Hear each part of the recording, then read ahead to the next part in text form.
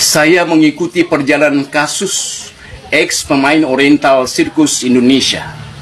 Saya hanya ingin katakan, semangat, semoga Tuhan bersama kalian.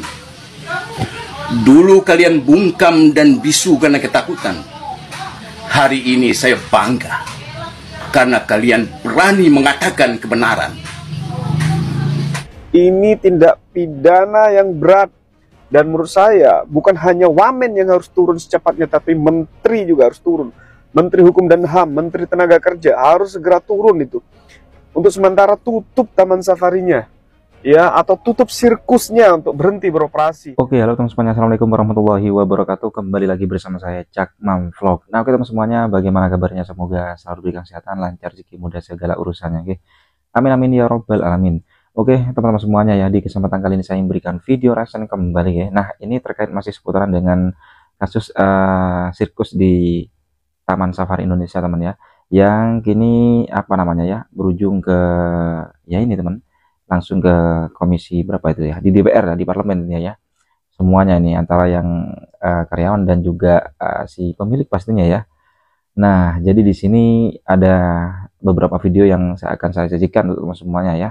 Jadi untuk teman semua jangan lupa ya, tonton video ini sampai selesai supaya tidak terjadi salah paham gitu.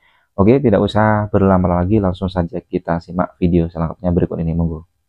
Ya bohong aja atau gimana? Iya pastilah, ini kan untuk membuat sensasi ya. Kalau strum mau pakai strum apa gitu tuh. Kalau kita strum pakai strum rumah pasti nempel kan. Bagaimana lepasnya lagi? Susah. Yang bantu dia juga akan nempel juga. Kayak apa gitu loh strum itu. Nah saya juga ya mungkin sensasi lah ya strum. Dipikir strum itu enak aja gitu ya. Strum kan coba aja kita, siapa yang mau coba sekarang. Pegang masih nempel kan. Terus mau siap bagaimana kita menolongnya kan, nempel juga gitu.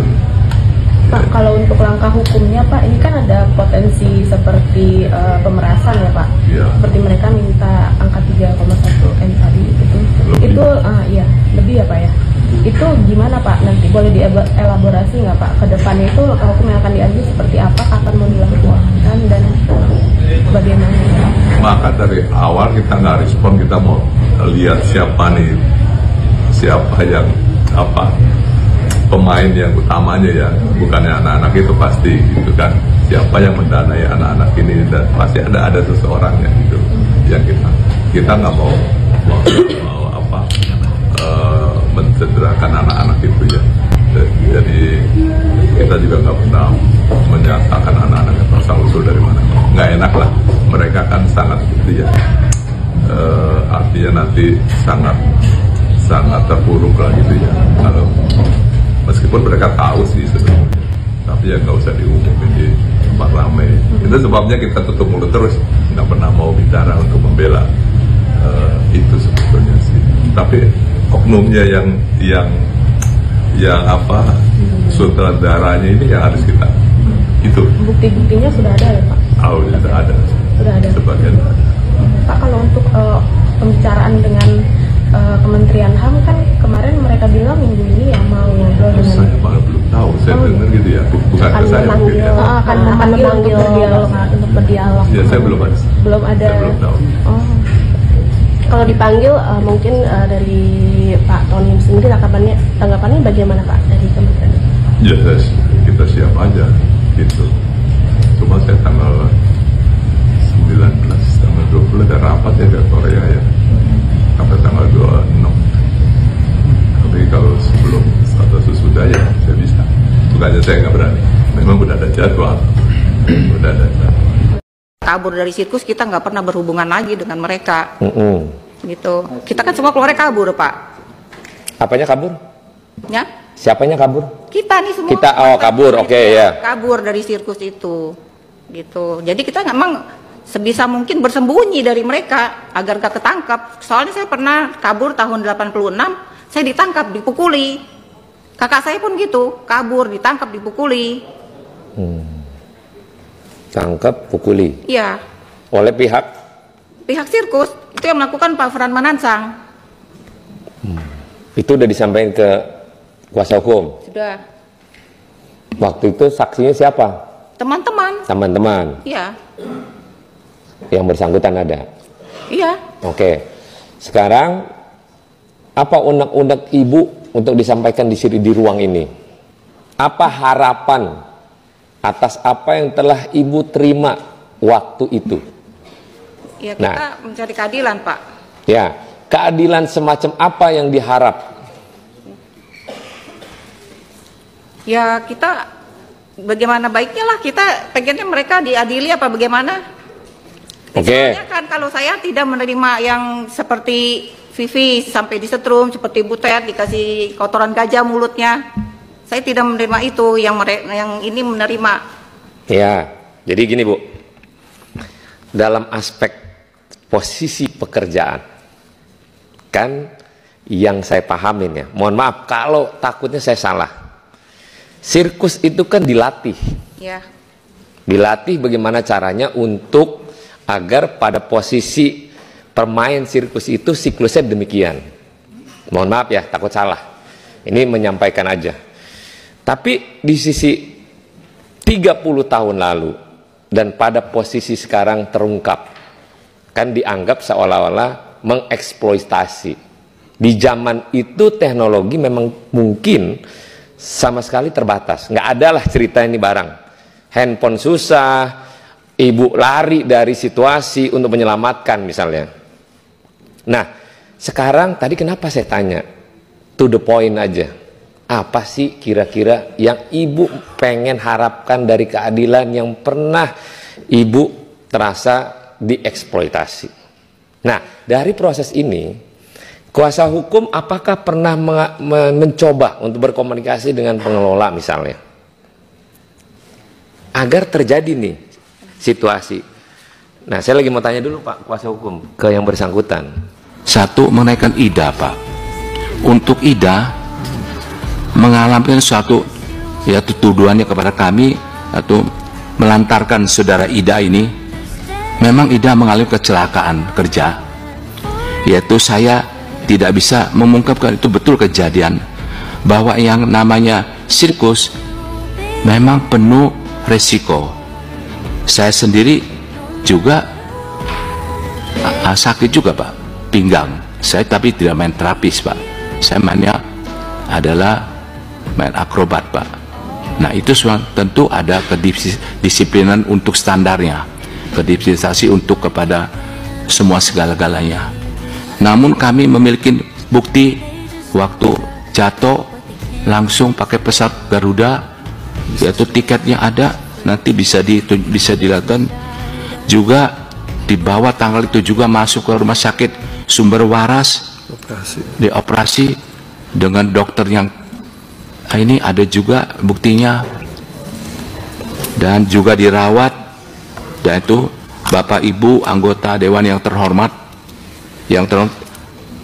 yaitu satu operasi pada zaman itu 39 juta ada kwitansinya pada tahun 89 ya. Sebelum krisis moneter Pak, itu jelas sekali, berat sekali buat kita mungkin bisa tutup semuanya, tetapi apa itu semuanya karena musibah Pak, kita usahakan langsung pesawat, langsung jalan, langsung pesakit, dan 3-4 bulan ada juga yang mengurus di rumah-rumah yang ada semua Pak. Ya, nanti bisa diunjukkan semua juga. Dan kami juga memiliki bukti bahwa Ida bekerja digaji, ada gajinya, dan mereka Sabtu Minggu bisa pulang ke rumahnya karena orang tuanya datang, udah lihat, udah tahu ya. Saksi-saksi semua ini yang masih ada sekarang kami bawakan sini, itulah semua yang kita lakukan. Jadi tidak kita bilang sewenang-wenang dilantarkan, tidak Pak, sampai akhirnya yaitu terapi ada juga puluhan juta terapinya. Jadi 3 rumah sakit, ada dokternya yang datang ke rumah. Nah, jadi mesti yang di tempat rumah karena bosan katanya di rumah sakit, dibawa ke rumah kita orang almarhum ya, rumahnya disiapkan satu kamar, ada kamar mandi sendiri, ada suster, semuanya dilangkan, diantar ke rumah sakit, dokter datang begitu semuanya, bolak balik, lalu bosan Ya kita daripada rumah mungkin sendirian, anak-anak kita pergi ke dikerjakan administrasi aja di Cisarua, tidak kerja, hanya administrasi, amin aja. Itu juga ada kamar, ada suster, Sabtu Minggu pergi pulang ke rumahnya. Nah itu sudah tahu orang tuanya jemput semua. Nah satu waktu memang orang tuanya jemput mau bawa pulang, ya sudah selesaikan itu Pak sebenarnya. Jadi sudah pulang ke rumah minta mundurkan diri semuanya. Itu jelasnya pada satu kasusnya daripada Ida, supaya keadilan juga saya di sini bagaimana pertanggungjawabannya. Kita bawa ada berapa puluhan sampai setumpuk bukti-bukti kwitansi yang kebetulan masih ada, itu semua cari. Nah itu hasilnya. Dan dokter apa semua kita tercatat. Jadi yang terhormat juga memang itu yang terjadi yang sesungguhnya. Bukan kita bermain-main, sungguh-sungguh terjadi dan sungguh-sungguh kita lakukan.